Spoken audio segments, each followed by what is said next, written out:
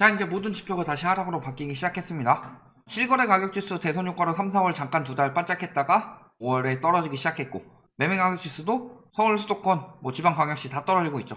그리고 서울 내에서도 강남 용산까지도 하락으로 합류하면서 서초 하나만 남았고, 근데 서초 하나만 남았다고 집값이 올라갔나, 이게 말이 안 되는 상황이죠. 그러면은 모든 지표가 하락으로 바뀌고 있다. 그런데 이런 이야기들을 합니다. 크게 떨어져도 오른 만큼 안 떨어진다. 그 다음에 또 한 가지는 뭐예요? 네 말 듣고 돈 못 벌었는데 돈 벌었다 우리는. 이런 두 가지 착각이죠. 정신승리가 있는데 두 가지 다 한번 봅시다. 우선은 이런 이야기를 많이 하죠. 자, 이분이 그나마 많이 떨어진다 라고 하는 분이죠. 아예 저희랑 포지션 잡는 사람들 말고 조금 떨어지고 다시 오른다 이런 이야기를 하는 사람 중에서 그나마 많이 떨어진다고 하는 게 코로나 이후 거품만 꺼진다. 그러니까 라이트하우스는 2019년 2월부터 방송을 했는데 그때 샀으면은 코로나 이후만 빠지니까 오히려 돈 더 번 거 아니냐, 이딴 이야기 하겠죠. 정신승리 해가면서. 그런데 미실현 이익이죠. 집값이 오른 건 돈을 번 게 아니에요. 늘 말씀드리지만 미실현 이익입니다.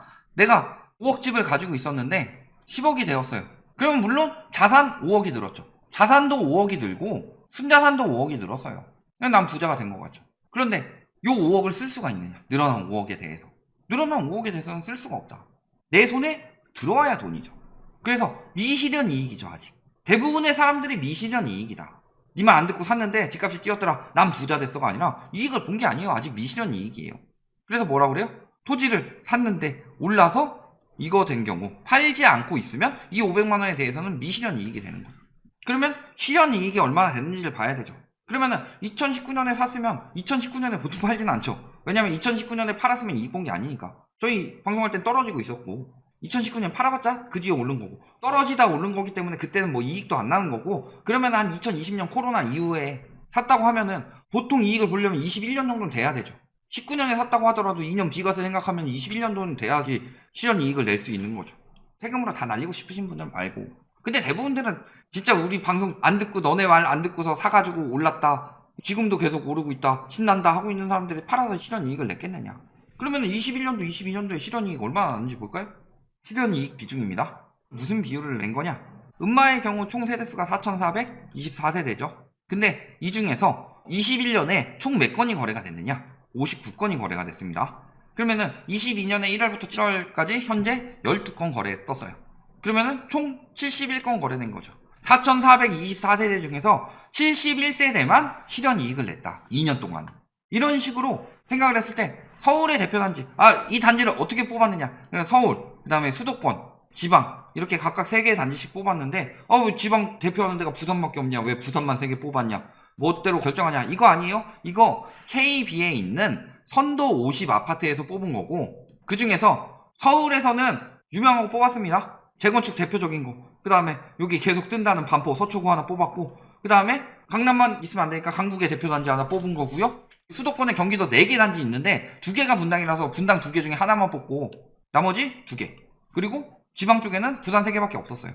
뽑았는데 얼마나 거래됐어요? 1.6%, 2.4%, 1.93%. 그나마 거래가 많이 된 분당 파크뷰. 여기가 4.16% 거래됐더라. 평균적으로 한 2% 정도 거래가 된 거죠. 2에서 3% 정도. 그럼 100명 중에서 3명이 이익 냈어요. 그리고 나머지는 팔지도 못하고 있어요. 이게 네 말 안 듣고 내가 성공했다, 이게 되는 거예요? 대부분이 이렇다니까. 팔지도 못해요. 그리고 지금은 호가는 지금 많이 떨어진 거예요. 근데 이것도 확 낮춘 게 아니라 차츰 낮추고 있죠. 얼마 안 떨어졌다고 하는데 실거래가도 지금 10에서 15% 정도 떨어졌고, 근데 호가도 거의 안 낮추는 거죠. 금매물 하나 거래되고 안 되고, 금매물 하나 거래되고 안 되고, 금매물 하나 거래되고 안 되고, 그 가격밖에 거래 안 되는구나 하고 그 가격 정도 낮추고 천천히 낮추죠. 실거래가 떨어지는 만큼. 그럼 거래가 되겠어요? 여력이 안 돼서 못 샀는데. 근데요, 그렇게 찔끔찔끔 낮추면 무슨 일이 생기느냐? 22년도 1월에는요 10억 집을 살 수 있는 사람이요, 한 7월이 되면요 8억 집밖에 못 사고요, 한 12월이 되면요 6, 7억 집밖에 못 살걸요? 한도가 계속 줄어들기 때문에. 근데 요거 낮춰서 요때 11억 내놨다가 안 팔리네, 안 팔려 9억까지 내가 차츰 낮춰서 안 팔려 8억까지 낮췄는데 왜 안 사가는 거야? 난 3억이나 낮췄는데. 근데 요때 9억에 내놨으면 팔렸겠죠. 세금도 들래고. 앞으로 계속 이런 상황이 올 거다. 더럽게 안 팔리죠. 서울도 4월 기점으로 여기서부터 3월 9일 대통령 당선 윤석열 효과, 4월 5월에, 6월에, 7월 이렇게 될 것이다. 물론 7월, 6월은 아직 다 거래량이 집계된 건 아니지만 5월 수준까지는 못 올라갈 상황이다. 그러니까 이제 무슨 이야기예요? 조금만 떨어진다. 방금 굉장히 좋은 말씀 해주셨습니다. 떨어지는 이유는 더 큰 반등을 위한 것이다 라고 이야기를 하고 있더라. 떨어질 거야. 하지만 하락했던 집값은 이내 다시 오르더라. 내가 무릎을 꿇은 이유는 추진력을 얻기 위함이다.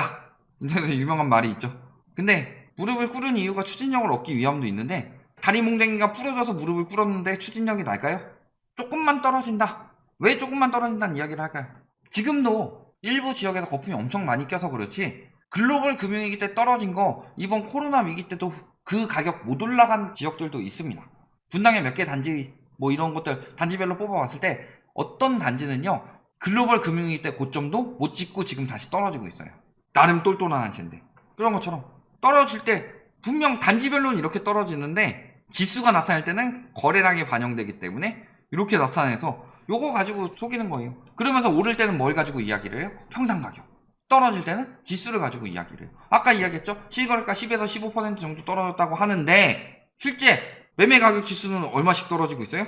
0.01, 0.02, 0.03 많이 떨어져야 0.11 다 합쳐봤더니 끼케야지 올해 내내 한 3%, 4% 조금만 떨어지는 게 아니다. 조금만 떨어지고 다시 올라갈까요? 영끌족들 지금 고정금리도 해준다는데 그러기 위해서는 뭐 인구 문제는 있으십니다. 인구 얘기는 워낙 많이 하니까 또 폭락론자들이 또 인구만 가지고 이야기를 한다고 부동산의 비읍을 모르든지 아니면 부동산의 디귿을 모르는 그런 잡지들 같은 데서는 보지도 않고 폭락론자들은 인구만 가지고 집값 떨어진다고 깝니다. 집값 조금만 떨어지고 다시 오르는데 뭐 이런 이야기를 하겠죠? 그러면서 과거에는 계속 올랐고 집값은 장기적으로 우상향하고 그런데 과거와 지금의 결정적인 차이는 뭐다? 인구도 인구인데 일단은 지금이 부동산 거품인지 아닌지부터 봐야 되겠죠? 그러니까 장기적 우상향을 이야기를 하려면은 거품인지 아닌지부터 봐야 돼요. 그래서 거품이 아니면은 아무리 지금 과거에 비해서 지금 사람들이 사기에 힘들어졌더라도 거품까지가 아니라면은 경제가 성장하면서 같이 그렇게 되는 거라면은 더 올라갈 여력이 됩니다. 장기적 우상향이 되는 거고. 그런데 지금이 거품이냐 아니냐를 봤을 때 거품이라는 거죠. 자, 봤을 때 어때요? 우리나라 가구당 순자산은 53만 8천 달러고 순자산이 많더라. 그 이유는 뭐다? 가계자산 구조면에서 78%가 부동산이고 그러니까 부동산이 올라가면은 해외보다 굉장히 자산이 높아 보일 수 있다는 거죠. 그래서 부동산 가격이 비싸기 때문에 가계자산이 더 많은 것처럼 보인다. 즉 부동산 거품이 빠지게 되면은 가계자산도 급격히 줄어들 수 있다. 그만큼 거품이란 이야기죠. 자, 그랬을 때 얼마나 차이 나느냐? 한국 땅 한 평은 일본 땅 3평의 가격이다. 엄청나게 거품이 꼈죠. 그랬을 때 이 거품이 인구 문제는 둘째 칩시다. 수요 공급의 논리에 따라서 뭐 인구 이야기하는 거 그래서 진짜 절대적인 수요가 준다. 집에 살 수요가 줄어든다. 요건 둘째 치고요. 집을 살 수 있는 수요가 줄어들 수밖에 없고 지금만큼 가격이 나올 수가 없는 이유 가장 큰 이유는 요거 때문이죠. 과거에는 어땠냐? 뭐 물론 나온 게 경제성장률은 1970년도부터 뽑을 수 있고 집값 상승률은 이거 KB 걸로 86년부터 뽑을 수가 있고 가계부채는 2002년부터 밖에 안 나오더라고요. 근데 요 부분은 좀 보셔야 돼서 가계부채 빼고 일단은 넣었는데 이때는 경제성장률이 높으니까 집값이 상승할 수 있던 구조라면 그래서 경제성장률이 떨어지니까 집값도 같이 떨어졌죠. 그런데 문제는 언제부터냐? 경제성장률이 떨어졌는데 가계부채가 갑자기 올라가면서 집값을 띄우기 시작한 글로벌 금융위기 직전 수준부터죠. 그 이후 경제성장률은 꾸준히 바닥을 찍고 있는데 가계부채만 계속 이렇게 펄쩍펄쩍 뛰면서 집값을 올리고 있었다. 그러니까 장기적 우상향이 되기 위해서는 2000년대 이전에는 소득이 상승하면서 만들었다면 현 상황에서는 대출이 올라가면서 집값을 올릴 수 있었다. 즉 소득은 거의 안 올랐죠. 그런데 대출을 많이 내줄 수 있는 상황이 되면서 집값을 올릴 수가 있었는데 DSR이 총부채 원리금 상환 비율 소득이 올라가는 만큼 대출이 올라갈 것이다. 그렇다는 것은 집값은 앞으로 소득과 정비례 관계가 될 것이다. 물론 금리나 여러 가지에 따라서 오차가 생길 수는 있지만 소득이 올라가지 않는 상황에서 집값이 올라가는 경우는 이제 드물어질 것이다. 그런데 과거에 비해서 소득이 확 줄었는데 대출만 늘려놨죠. 그럼 대출 거품 터지면은 소득은 더 안 나오겠죠. 그런데 소득이 슬금슬금 올라가는데 지금처럼 올라간 집값 거품 한번 쫙 빠지고 나면은 장기적 우상향에서 지금보다 집값 더 올라갈 수 있습니다. 한 내 증손자 때쯤에는 더 올라갈 수도 있겠죠. 화폐 가치가 그만큼 떨어져서. 그런데 지금은 아니라는 거죠. 그러니까 역대급 고점이라는 이야기를 계속 하는 거고. 근데 문제는요, 대출 많이 안 받았어요. LTV 50% 선에서 조정이 됐어요. DSR 40% 규제가 들어가고 있는데 지금 주담대 보유자의 DSR은 평균 47.6%다. 그런데 금리 1%포인트 오르면 DSR이 58%까지 올라간다는 거죠. 이게 굉장히 위험한 수준이에요.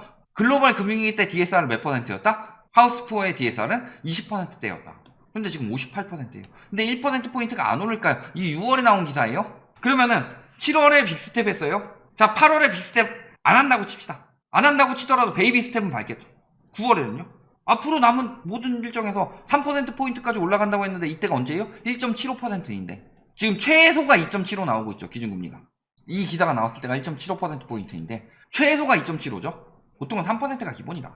왜? 앞으로 남은 기간은 빅스텝 안 밟아도 계속 올릴 수 있는 상황이고 외화 유출 심해지면은 3.5, 3.75 갈 수도 있어요. 그럼 DSR 58%는 곧 있을 일이다. 영끌족들 고정금리 4% 해주는데요. 그 비중이 얼마나 될까요? 4억 이하 집이라는데 4억 이하 집에서 대출 껴가지고 엄청난 대출 껴서 영끌 때문에 죽겠는 사람이 얼마나 될까요? 그러면은 이번 고점은 무슨 일로 생긴 거예요? 대출과 또 한 가지 베이비 부머의 부동산 사랑. 자, 베이비 부머가 부동산을 쥐고 있어요. 그리고 자식인 세대들의 지금 MZ 세대들이 다수 포함이 되어 있죠. 그래서 늘 이야기하는 게 뭐예요? 주식하면 망한다. 부동산 사라. 부동산은 돈 번다. 부동산은 손해를 안 본다. 결국엔 부동산은 오르더라. 부동산으로 다 날려먹은 사람도 노후는 상가주택 혹은 뭐 다가구 이런 걸로 해야 되지 않겠느냐. 부동산으로 먹고 살아야 되지 않겠느냐. 이런 이야기 하고 있어요. 왜? 보고 배운 게 그거밖에 없으니까.